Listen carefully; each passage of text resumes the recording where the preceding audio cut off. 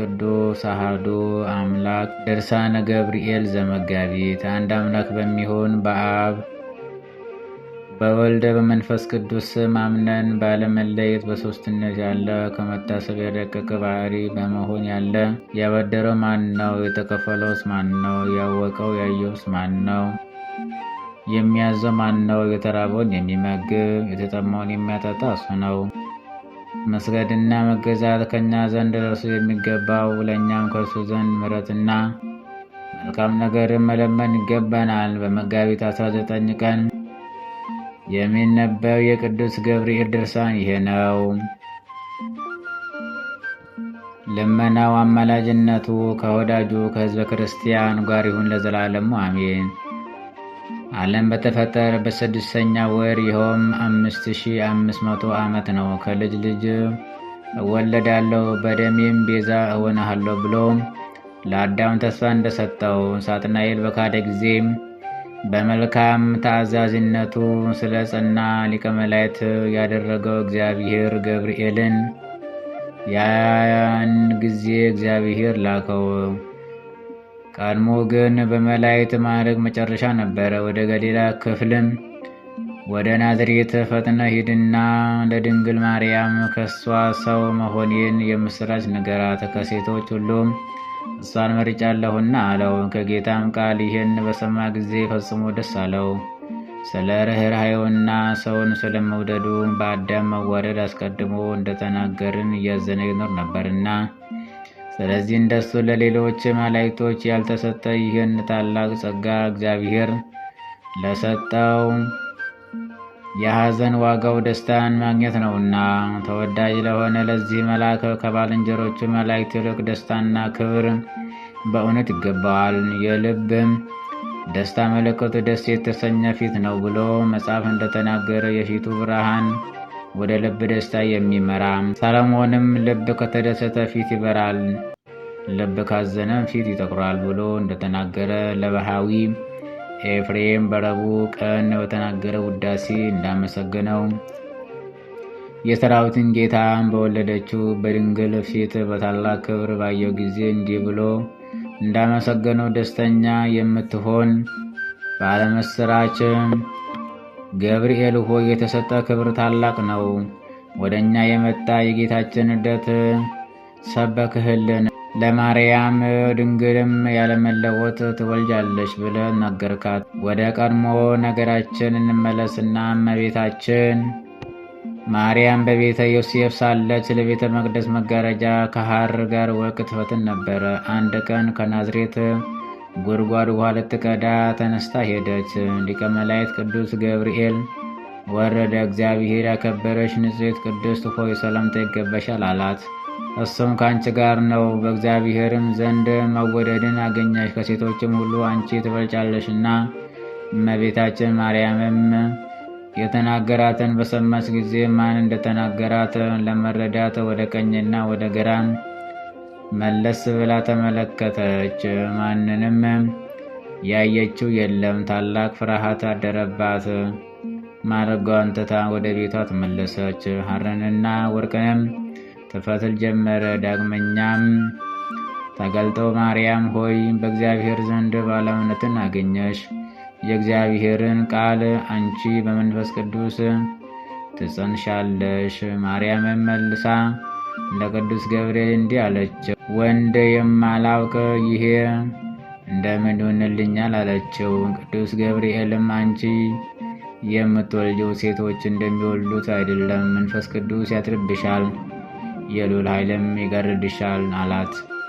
ከአንቺም የሚወለደው ቅዱስ ነው አላት። እሷም ለመልአኩም የእግዚአብሔር አገልጋይ እኔ አለሁ፣ ነፍሴም በእጁ የተያዘ ነውና እሱ የወደደውን በእኔ ላይ ያድርግ ብላ መለሰችለት። ያን ጊዜም ከሦስቱ አካላት አንዱ በፍጹም አካል አምላክነት ያለው ቃል ወደዚህ ወረደ። ከላይ በሦስትነቱ መጉደል ሳይኖርበት፣ በታችም አራተኛ ሆኖ ሳይጨመር ከሥጋ ሥጋን ከነፍሷም ነፍስን ነስቶ በማኅፀኗ ተጸነሰ። ሕፃናትን የፈጠረ እሱ በጥንታዊ አካል ተቀረጸ። ወንጌላዊ ዮሐንስ እንደተናገረ በማይመረመር ተዋህዶ ከባህሪ መለኮት ሳይለወጥ ቃልም ሥጋ ሆነ ብሎ መጽሐፍ እንደተናገረ የሁለቱም ተዋህዶ አይመረመርም። ከጸነሰ ጀምሮ 9 ወሮችና 5 ቀኖች ከተፈጸሙ በኋላ ከዓለም አስቀድሞ ከአብ ባህሪ ብቻ ያለ እናት እንደተወለደ እንዲሁም ማኅተመ ድንግልናዋን ሳይለውጥ ከምድራዊ ድንግል ብቻ ያለ አባት ተወለደ። ከአብ ሲወለድ በመለኮቱ መለወጥ እንዳላገኘው ከድንግል በተወለደ ጊዜም የእናቱ ማኅተመ ድንግልና አልተለወጠም። ስለዚህ ነቢዩ ኢሳይያስ ድንግል በድንግልና ትጸንሳለች፣ ወንድ ልጅም ትወልዳለች ብሎ ተናገረ። ዳግመኛም ሕዝቅኤል በምስራቅ የተቆለፈች ደጃፍ አየሁ አለ።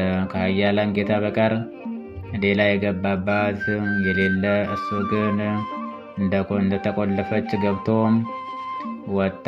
ወደ ቀድሞ ነገራችን እንመለስ። በዚያን ጊዜ ጠባቂዎች ነበሩ፣ በሌሊትም በመዓልትም ተግተው የሚጠብቁ በየፈረቃው ሆነው የዚያን ሀገር መንጋ ይጠብቁ ነበር። የእግዚአብሔር መልአክ ቅዱስ ገብርኤል ከእሷ ዘንድ መጥቶ ቆመ። የእግዚአብሔርም ብርሃን በላያቸው ፈሰሰላቸው፣ ታላቅ ፍርሃትም አደረባቸው። የደስታ መልአክ ገብርኤልም አይዟችሁ፣ አትፍሩ አላቸው። ለእናንተም ለሕዝብም ሁሉ የሚሆን ታላቅ የምሥራችን እነግራችኋለሁና ዛሬ በዳዊት ሀገር መድህን ተወልዶላችኋል። ይኸውም የከበረ ጌታ ኢየሱስ ክርስቶስ ነው። ምልክቱ እንዲህ ነው። ብላቴና በጨርቅ ተጠቅልሎ አውራ ጣቱን ታስሮ በጎል ወይም በግርግም ተኝቶ ታገኙታላችሁ አላቸው። ያን ጊዜም ከዚህ መልአክ ከገብርኤል ጋር ብዙ የሰማይ ጭፍሮች ድንገት ታዩ። ምስጋና በሰማይ ለእግዚአብሔር ይሁን፣ በምድርም ሰላም ለሰው ፍላጎቱ ይፈጸም ዘንድ እያሉ ያመሰግኑት ነበረ።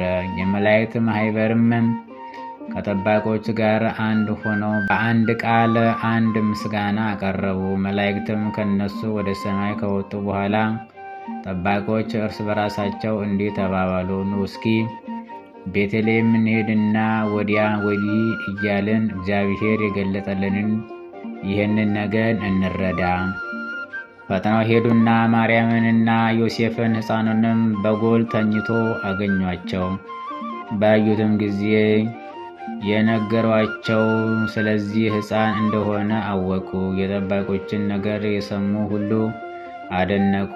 ከብት ጠባቂዎችም ስላዩትና ስለሰሙት እግዚአብሔርን እያመሰገኑ ተመለሱ። በሊቀ መላእክት በገብርኤል የምሥራች ነጋሪነት በእመቤታችን በማርያም ለተሰሩ ምስጢራትና መንክራት አንክሮ ይገባል። ይኸውም ያለ ዘራ ቢሲ ያለ ተፈትሖ ማኅፀን የጌታ መወለድ ነው።